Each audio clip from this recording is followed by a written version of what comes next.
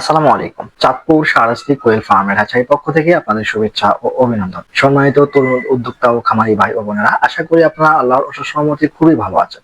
তো আজকে আমি একটি গুরুত্বপূর্ণ বিষয় নিয়ে আলোচনা করব। হয়তো আপনারা টাইটেল থাম্বনেল দেখে বুঝে গেছেন যে এই বছর ডিমের দাম কেন কম। এই বিষয় নিয়ে আমি কিছু বিস্তারিত আলোচনা করব আপনাদের মাঝে। কোন সময়ে পাখি উঠালে সবচেয়ে ভালো হবে এই বিষয় নিয়েও একটু আলোচনা করব।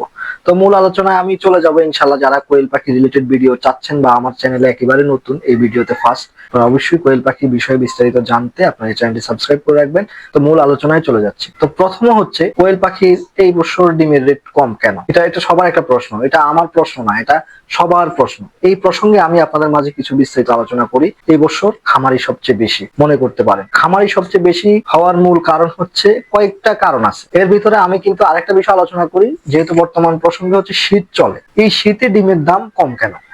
এই শীতে ডিমের দাম কম হচ্ছে, শীতে সবাই পাখি পালে। আমি আমার খামারে যারা আছে আমি সবাইকে বলেছি যে আপনারা সবাই যেটা করবে আপনারা তার উল্টা করবেন, তাহলে আপনি এখানে সফল। যে সবাই শীতে পাখি পালে, আপনি গরমে পাখি পালে। গরমে কিন্তু খামারে পাওয়া যায় না। দেখা গেছে গরমে যে দাম ছিল 2 টাকা 80 পয়সা, 3 টাকা ডিমের দাম ছিল, কিন্তু এখন বর্তমানে শীতে তা নেই। কেন? সবাই খামারে, সবাই মাল উঠে ফেলছে খামারে, খামারে পাখি তুলে ফেলছে। ওই তুলে ফেলার কারণে ডিমটা সব একসাথে, যেখানে 100 ডিম উৎপাদন হতো এখন 500 ডিম উৎপাদন হচ্ছে, কিন্তু খাওয়ার মানুষ ওইগুলাই। তো দেখা গেছে যখন এটা কাঁচা মাল, এটা অবশ্যই বিক্রি করতে হবে, তখন বিক্রি করতে হয় কম দামে। আপনি যদি এটা ঘরে বা খামারে মার্কেটে রেখে দেন তাহলে ডিমটা নষ্ট হয়ে যাবে। অবশ্যই আপনাকে ওই ডিমটা সেল করতে হবে। সেজন্য সবচেয়ে ভালো হয় ডিমটা সেল করে দেওয়া। সেজন্য দেখা যায় যে 500 ডিম সেল করতে গেলে আপনি যে দামে সেল করতে পারতেন 100 ডিম এর চেয়ে বেশি দামে সেল করতে পারবেন, কিন্তু খাওয়ার চাহিদা 500 পিসের মতোই, তখন আপনি ভালো রেট পান। এজন্য আমার খামারে যারা আছেন আমি সবাইকে একটু সাজেশন দেই যে ভাই আপনারা গরমে পাখি তুলবেন। আমি কিন্তু আপনাদের অনেকবার বলেছি সিজনে পাখি নিয়েন না, সিজনে পাখি নিয়েন না।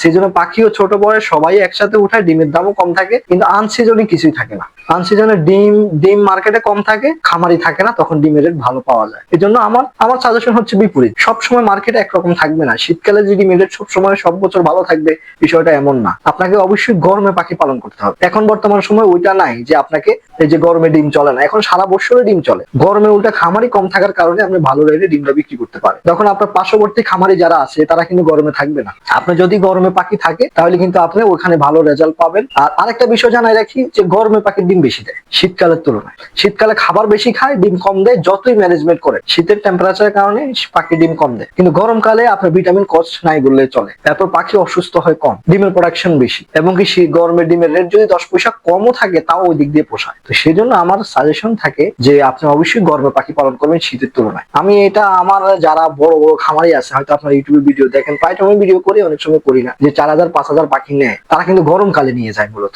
তখন তারা পাখিটাও ভালো পায়, গরমের পাখির গ্রোথ বেশি থাকে, ডিমের প্রোডাকশন বেশি থাকে, এই গ্রেডের পাখিটা গরমে হয় বেশি। সেই জন্য খামারিরা গরমেই কিন্তু পাখিটা তুলে ফেলে। তারা কিন্তু বর্তমানে গরম কালও কাটাই দিতে পারে, শীতকালও কাটাই দিতে পারে ওই বেসের পাখি দিয়েই, তাদের জন্য সুবিধাটা বেশি। তো আমার সাজেশন থাকবে সবাই একসাথে শীতের সময়ের জন্য পাখি না উঠিয়ে গরমকালে পাখি উঠাবেন। যেমন এই জানুয়ারি থেকে আপনারা পাখি তুলতে পারেন। জানুয়ারি পাখি তুলে ফেব্রুয়ারিতে, তখন পাখিটা গরমে ডিম থাকলে আপনি গরমের ডিমের রেটটা ভালো পাবেন।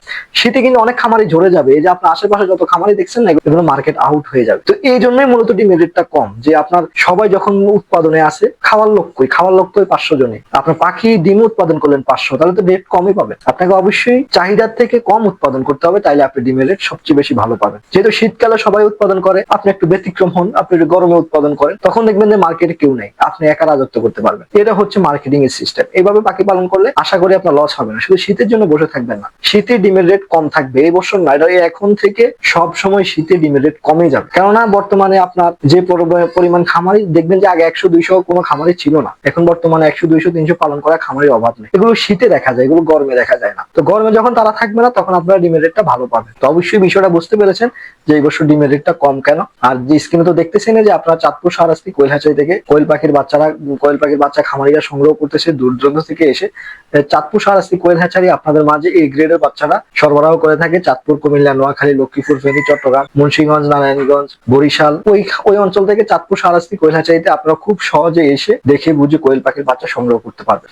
আর আপনাদেরকে জানিয়ে রাখি, আপনারা অবশ্যই পাখি তোলার সময় একটু সতর্ক করে মহিলা পাখিটা খামারে তুলবেন, তাহলে ইনশাল্লাহ এই গ্রেডের পাখিটা যাদেরকে খামারিদেরকে দিচ্ছি, এই গ্রেডের পাখিটা হলে কি হয়, আপনার ডিমের প্রোডাকশন সবচেয়ে বেশি থাকে। এদিকে আপনার ওই সুবিধাটা আপনি ভোগ করতে পারবেন। আর বর্তমান সময়ে যে অহরহ যে হ্যাচারি, সব জায়গায় কিন্তু অরিজিনাল জাপানি জাতের পাখি থাকবে না। আমার অনেক খামারের কমেন্টস যে ভাই আমি 100 পিস পাখি পালি, আপনার এখান থেকে নিচে আমি 95টা ডিম পাই। এটা হচ্ছে জাপানি জাতের পাখির বৈশিষ্ট্য। দেখা গেছে যারা হাইব্রিড পাইতেছেন 60% উপরে ডিম উঠতেছে না, তাইলে তো ওখান থেকে আমরা প্রফিট করতে পারবেন না, অবশ্যই এখান থেকে লোকসান গুনতে হবে। ওই বুঝে দেখে জাপানি জাতের পাখিটা খামারে তুলবেন, ইনশাল্লাহ আপনি যে খামার করে 2-4 পয়সা ইনকাম করতে পারবেন আশা করি। আজকে এ পর্যন্তই, দেখা হবে পরবর্তী ভিডিওতে। আসসালামু আলাইকুম।